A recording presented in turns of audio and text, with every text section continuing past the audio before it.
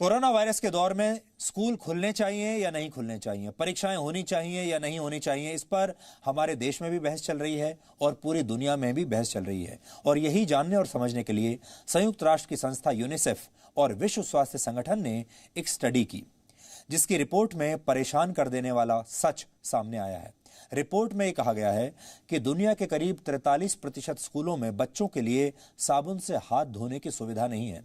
दुनिया के करीब 24% स्कूलों में हाथ धोने के लिए न तो पानी उपलब्ध है और न ही साबुन है, जबकि 19% स्कूलों में पानी तो उपलब्ध है लेकिन साबुन नहीं है। यानी दुनिया के हर 5 में से 2 स्कूलों में साबुन से हाथ धोने की सुविधा बच्चों के पास नहीं है, जो कोरोना से बचने के लिए बेहद जरूरी है। इस रिपोर्ट में यह भी लिखा है कि दुनिया के 42% सेकेंडरी स्कूल्स और 56% प्राइमरी स्कूल्स में हाथ धोने की उचित सुविधा नहीं है। ग्रामीण इलाकों में हालत और भी ज्यादा खराब है, जहां 3 में से 2 स्कूलों में साबुन से हाथ धोने की व्यवस्था नहीं है।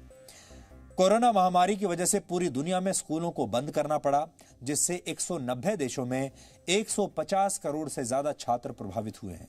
संयुक्त राष्ट्र की इस रिपोर्ट के मुताबिक अगर हाथ धोने की उचित व्यवस्था किए बिना स्कूल दोबारा खोल दिए गए तो इससे दुनिया भर में करीब 82 करोड़ बच्चों के कोरोना महामारी से संक्रमित होने का खतरा है। इनमें से सबसे ज्यादा करीब 30 करोड़ बच्चे सब सहारा अफ्रीका में हैं।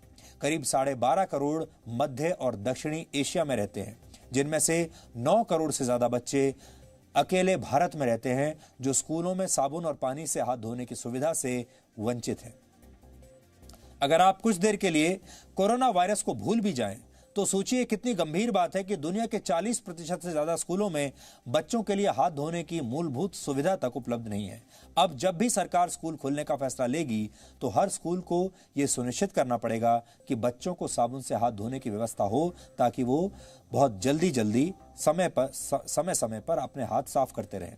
लेकिन सवाल यह है कि स्कूलों में ऐसी मूलभूत सुविधा उपलब्ध करवाने के लिए भी क्या हम कोरोना वायरस जैसी महामारी का इंतजार कर रहे थे, और अगर ऐसा है तो क्यों कर रहे थे? यूनिसेफ की यह रिपोर्ट ऐसे वक्त में आई है जब भारत समेत दुनिया के कई देशों में यह विचार चल रहा है कि स्कूलों को कब से और कैसे खोला जा सकता है, क्योंकि जरा सी भी लापरवाही बहुत बड़ी परेशानी खड़ी कर सकती है। इसी बीच अमेरिका में एक नई रिपोर्ट सामने आई है, जिसके मुताबिक जुलाई के अंतिम 2 हफ्तों में पूरे अमेरिका में 97,000 से ज्यादा बच्चे कोरोना पॉजिटिव पाए गए हैं। यानी अमेरिका ये गलती कर चुका है, उसे स्कूल नहीं खोलने चाहिए थे, लेकिन उसने स्कूल खोल दिए और अब वहां पर बच्चे बड़ी मात्रा में संक्रमित हो रहे हैं, बड़ी संख्या में, जिसके बाद अब विशेषज्ञ ये राय दे रहे हैं कि अमेरिका में अभी स्कूल नहीं खोले जाने चाहिए। हालांकि अमेरिका के कुछ राज्यों ने स्कूल खोलने की अनुमति दे दी है, जहां ये डर अब सच साबित हो रहा है, क्योंकि बड़ी संख्या में वहां पर बच्चे अब कोरोना से संक्रमित हो गए हैं। अमेरिका के राज्य जॉर्जिया में 3 अगस्त से स्कूल दोबारा खोले गए थे, जिसके बाद से अब तक 250 से ज्यादा छात्र और शिक्षक कोरोना पॉजिटिव पाए गए हैं। इसकी वजह से वहां स्कूल तो खोल दिए गए, लेकिन सोशल डिस्टेंसिंग और मास्क पहनने जैसे नियमों का पालन नहीं किया गया, जिसकी एक तस्वीर इस समय हम आपको दिखा रहे हैं। यह तस्वीर जॉर्जिया के डैलस में एक स्कूल की है, जिसमें स्कूल के हॉल में छात्रों की भीड़ आप देख सकते हैं। तस्वीर में ज्यादातर छात्रों ने मास्क नहीं पहने हैं और ना ही सोशल डिस्टेंसिंग का कोई पालन हो रहा है। यह तस्वीर स्कूल के एक छात्र ने सोशल मीडिया पर पोस्ट की थी, जिसे स्कूल प्रशासन ने बाद में इस छात्र को ही सस्पेंड कर दिया। तो यह स्कूल की हालत है अमेरिका की। और अगर आपने भारत में भी खोल दिए तो भारत से भी आपको ऐसी ही तस्वीरें देखने को मिलेंगी। यह तस्वीर दर्शाती है कि कोरोना वायरस से बचाव का इंतजाम और नियमों का पालन किए बगैर स्कूलों को खोलना कितनी बड़ी गलती साबित हो सकती है।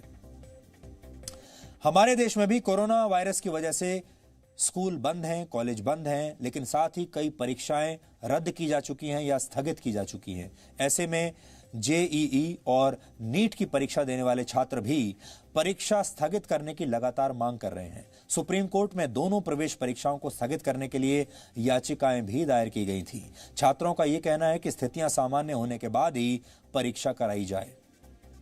जेईई मेन की जो परीक्षा है इस बार 2020 की, वो 1 से 6 सितंबर तक होगी, जिसके लिए इस बार 11 लाख छात्रों ने रजिस्ट्रेशन करवाया है, जबकि नीट की परीक्षा 13 सितंबर को होनी है। जिसके लिए 16 लाख छात्रों ने आवेदन दिया है। अब जरा सोचिए कि 13 लाख छात्र जब परीक्षा देने के लिए आएंगे, या दूसरी जो नीट की परीक्षा है 16 लाख छात्र जब परीक्षा देने के लिए आएंगे, तो इस बात की क्या गारंटी है कि वहां पर सोशल डिस्टेंसिंग का पालन किया जाएगा, सब लोग मास्क लगाकर ही आएंगे, और ये सारे लोग जो परीक्षा के लिए बैठेंगे, इस बात की क्या गारंटी है कि ये संक्रमित नहीं होंगे।